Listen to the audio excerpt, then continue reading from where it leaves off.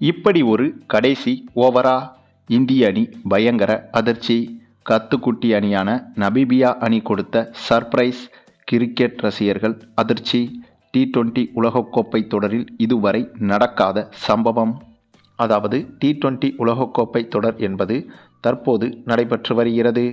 இந்த உலகக்கோப்பை தொடரில் 20 அணிகள் பங்கு பெற்று விளையாடி வருகிறது. இந்த மாதமான பிப்ரவரி மாதம் 7ஆம் தேதி தொடங்கிய இந்த உலகக்கோப்பை தொடர் அடுத்த மாதம் மார்ச் வரையிலும் நடக்க இருக்கிறது. கிட்டத்தட்ட ஒரு மாத காலம் இந்த உலகக்கோப்பை தொடர் நடைபெற இருக்கிறது. அதுவும் 20 அணிகள் பங்கு பெறுவதால் ஒரு நாளைக்கு 2 அல்லது 3 போட்டிகள் வீதம் தொடர்ச்சியாக நடைபெற இருக்கிறது. இந்த நிலையில் சமீபத்தில்தான் இந்திய அணி தனது முதல் போட்டியில் அமெரிக்க அணியை எதிர்கொண்டது. இந்த போட்டி தொடங்கி முதல் பாதியை பார்த்த ரசிகர்கள் அனைவருக்கும் மிகப்பெரிய பதட்டம் ஏற்பட்டிருக்கும். ஏனென்றால் இந்த போட்டி தொடங்கி முதலில் பேட்டிங் செய்த இந்திய அணி 12 ஓவர்களில் 6 விக்கெட்டுகளை இழந்து வெறும் 80 ரன்கள் தான் எடுத்திருந்தது.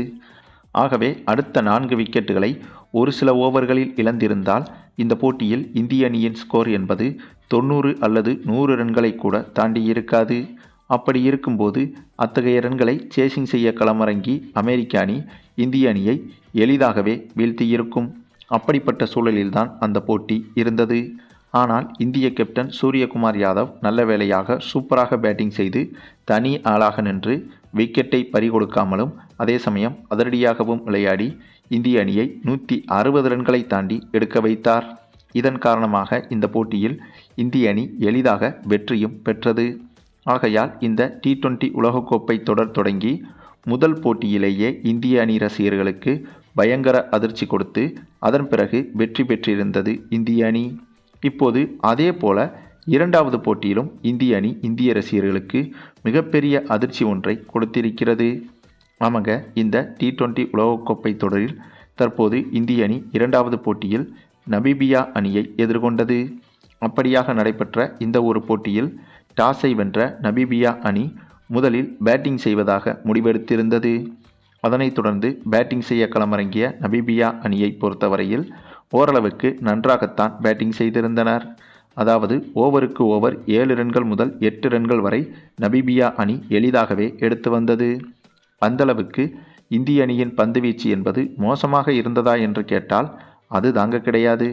ஏனென்றால் இது ஒரு வார்ம் அப் மேட்ச் என்பதால் இந்திய அணியில் தற்போது இருக்கும் பவுலர்களுக்கு ஓய்வு கொடுத்துவிட்டு 2ஆம் கட்ட 3ஆம் கட்ட பவுலர்களை இந்த போட்டியில் பயன்படுத்தியிருந்தது இந்திய அணி. அதுவும் இந்த போட்டி இந்தியாவில் வைத்து நடைபெறுவதால் உலகக்கோப்பை ஸ்குவாடில் இருக்கும் இந்திய அணி வீரர்களை தாண்டி மற்ற வீரர்களுக்கும் இந்த போட்டியில் பந்து வீசும் வாய்ப்பு கொடுக்கப்பட்டிருந்தது. முகேஷ்குமார், ஆகாஷ்தீப் சிங் உள்ளிட்ட நிறைய 2ஆம் கட்ட 3ஆம் கட்ட பவுலர்களை இந்த போட்டியில் இந்திய அணி பந்து வீச பயன்படுத்தியிருந்தது. இப்படி செய்வதால் இப்படிப்பட்ட 2ஆம் கட்ட 3ஆம் கட்ட பவுலர்களுக்கும் பயிற்சி கொடுப்பது போல இருக்கும். அதே போல ஒருவேளை இவர்களின் பந்து வீச்சை நமீபியா அணி சிறப்பாக கையாண்டு விட்டால் இலக்கு என்பது ஓரளவுக்கு நன்றாகவே வந்துவிடும். ஆகவே அதை சேசிங் செய்யும்போது இந்திய அணி பேட்ஸ்மேன்களுக்கு அது ஒரு நல்ல பயிற்சியாக அமையும். ஆக அந்த ஒரு காரணத்தினாலேயே இந்த போட்டியை இப்படியாக அணுகியது இந்திய அணி.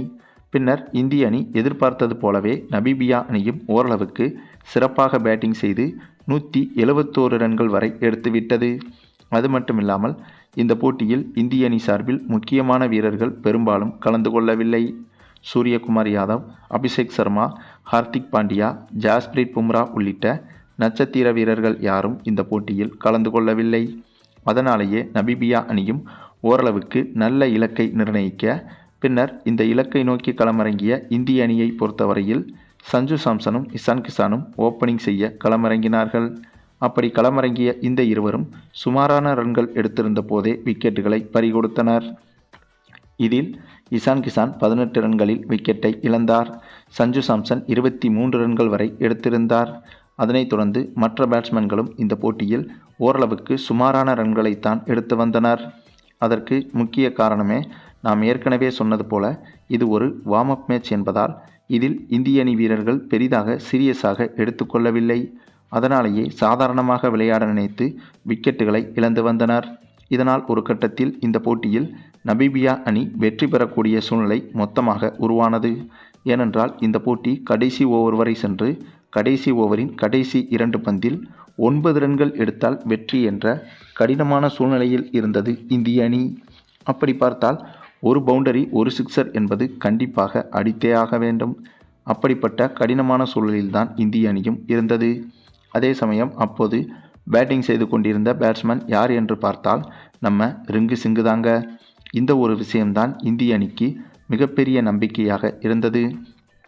ஏனென்றால் கடைசி ஓவரில் எத்தனை சிக்ஸர்கள் அடிக்க வேண்டும் என்றாலும் அதற்கு ஒரே ஒரு சரியான பேட்ஸ்மேன் யார் என்று கேட்டால் அவர் ரிங்கு சிங் என்று சொல்லலாம். தோனிக்கு பிறகு கடைசி ஓவரில் தொடர்ச்சியாக சிக்ஸர் அடித்து இந்திய அணிக்கு வெற்றியை பெற்றுக் கொடுக்கும் அந்த ஒரு நம்பிக்கையை பெற்றவர் இந்த ரிங்கு சிங்கு தான்.